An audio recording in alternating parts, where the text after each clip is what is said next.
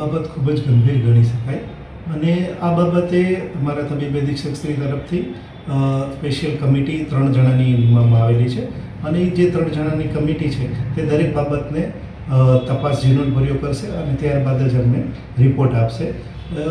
આ જે ખખડધજ એમ્બ્યુલન્સ છે એમાં સીસીટીવી આધારે, સિક્યુરિટી આધારે અને આપણે પોલીસની મદદથી આ તપાસ ઝડપથી પૂર્ણ થાય અને ત્યારબાદ જ આગળ કાર્યવાહી કરવામાં આવશે.